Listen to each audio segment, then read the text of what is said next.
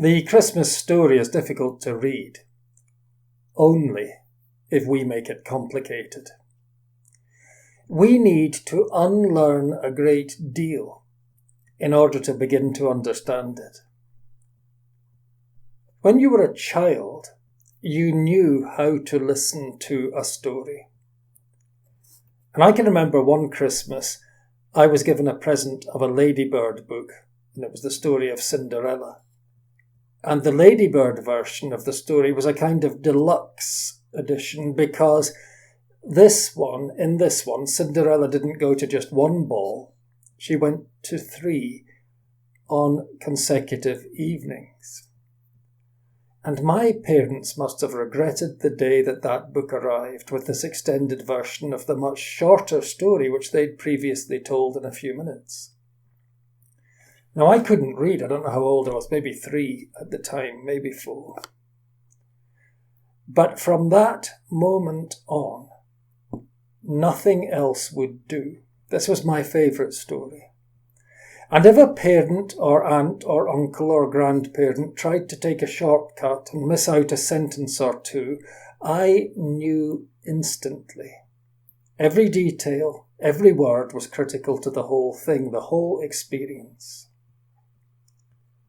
And it's no coincidence that the earliest literature in the Bible is not prose, it's poetry.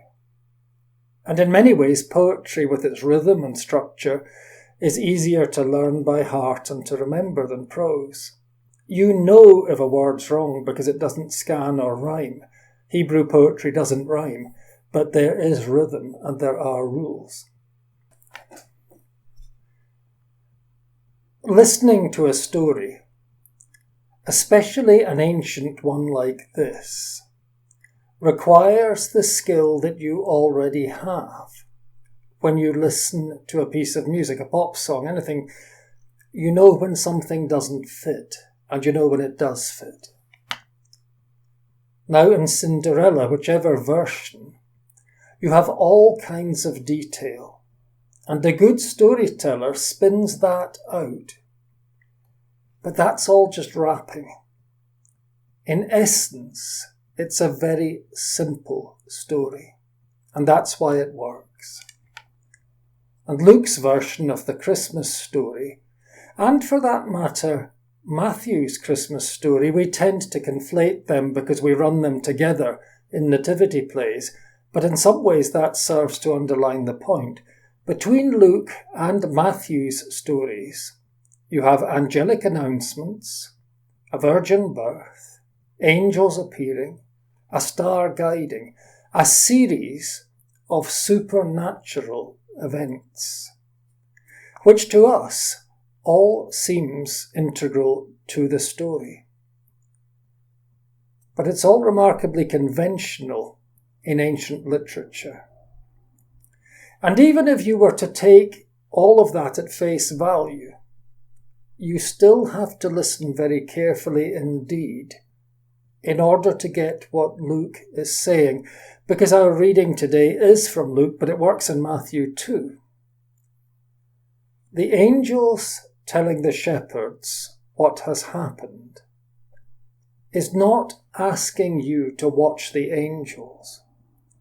It's inviting you to notice something. And if you miss the point that all of this is making, you can completely miss the point of the whole story. What Luke wants you to notice is not that this child is extraordinary, but that he is ordinary. If he had been extraordinary and obviously divine, then the people of Bethlehem would have come flooding out into the fields and told the shepherds what was going on. But it's the shepherds who hear it from the angels. And then they have to go and tell the people of Bethlehem who this child is. And Luke tells you a child would hear it and notice, if you omitted it, that there was no place for them in the inn. And that simple statement is the one around which the whole of this story turns. The baby was ordinary. He looked like every other. And his parents were ordinary and unremarkable and looked like every other set of parents. Had they been different, then room would have been made for them in the inn. And Luke underlines this later, just after what we read today, when he tells us what happened when the shepherds had arrived at the place where Mary and Joseph and Jesus were. He says, when they saw this, they made known what had been told them about this child, and all who heard it were amazed at what the shepherds told them. The point is, nobody recognized or noticed anything until somebody told them. God had slipped in unnoticed. Mary, Joseph, and Jesus were left outside, because for whatever reason, that is what would have happened to any strangers that night.